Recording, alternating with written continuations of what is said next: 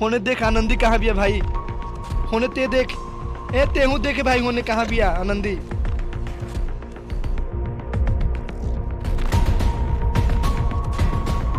आनंदी आनंदी कहाँ चल गए आनंदी।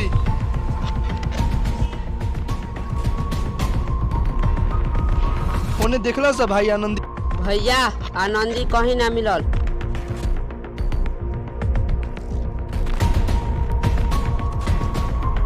आनंदी आनंदी कहाँ चल गए आनंदी भाई। आनंदी हमारा आनंदी हाथी कहाँ चल गई। आनंदी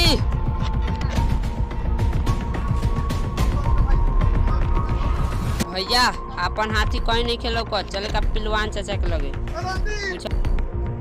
आनंदी हे भगवान हमारे एक गो चापी रहा हाथी हमारे से का छीन लेला भगवान। ना इंसाफी हमरा साथे का कइलो भगवान। ओ भगवान पिलवान चाचा का भइल हो। हमनी के बीचे आनंदी हमनी के ना रहल मालिक ना रहल।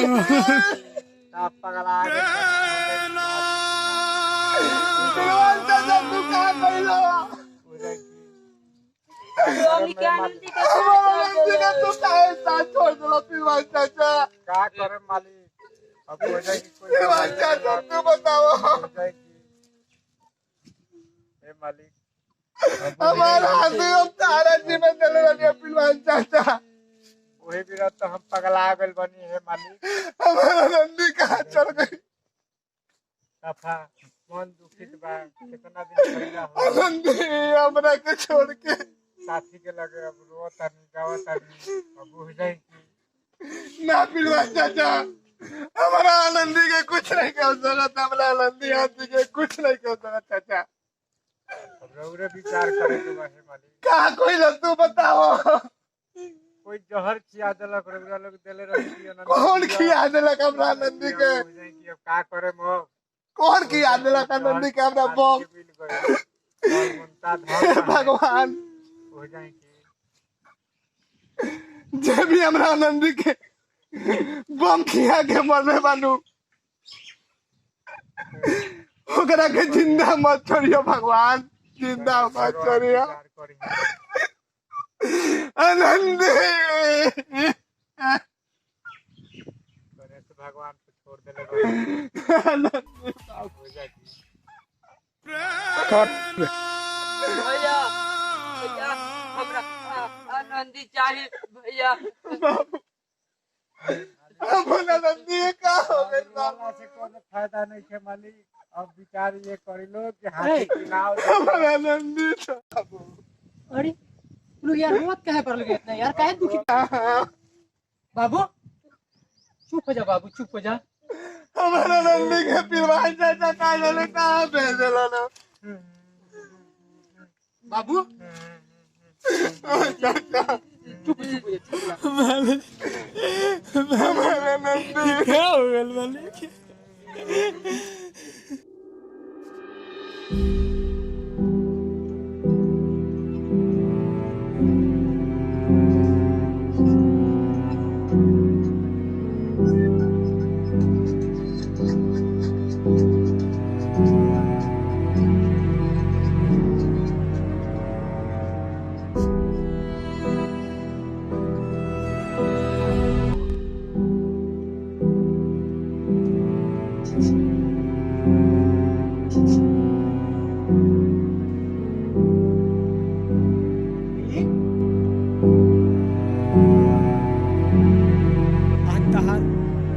बेटा अनाथ हो गई हो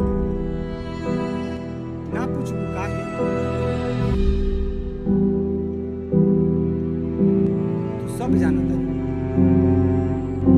कोना गलती के सजा देलू हम माई।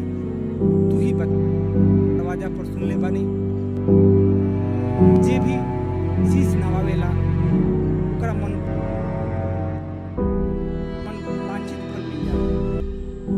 लेकिन आज हमरा के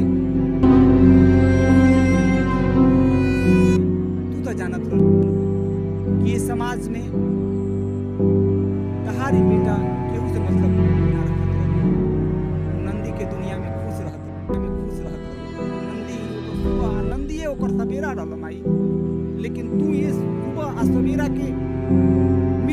कैसे अलग कर देलू माई।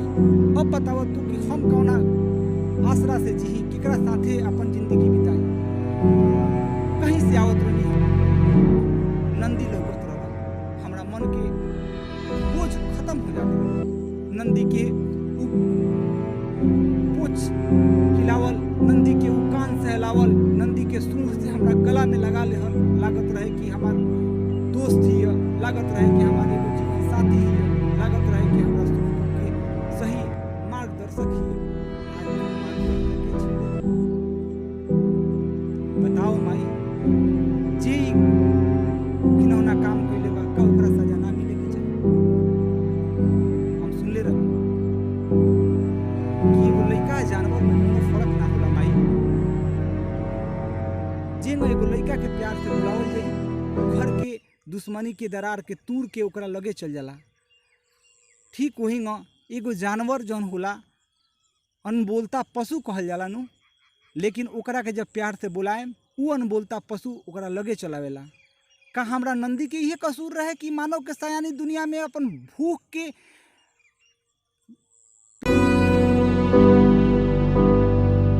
प्यास मिटावे खातिर चल गए। ओकरा का पता रहे कि कहाँ से कहाँ के कौन सीमा होला, कहाँ से कौन सीमा स्टार्ट होला।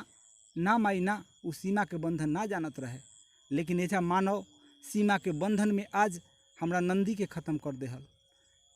तो हम कह देवे के चाहता नहीं दुनिया से कि मत करो ढकोसला, मत करो शुभ कति। ये नंदी के पूजा, गजराज के पूजा कइल जाला ये भारत में। कहल जाला नु कि साक्षर हटे हमनी के केरला। किताब में पढ़े निसन कि सबसे साक्षर राज्य कौन बटे, तो केरला। टूटे तो बन जाए मस्जिद, टूटे तो बन जाए मोहब्बत भरा दिल टूटे ना, किसी का दिल न तोड़ना, किसी का साथ न तोड़ना, किसी का दिल न तोड़ना, किसी का साथ न छोड़ना। आनंदी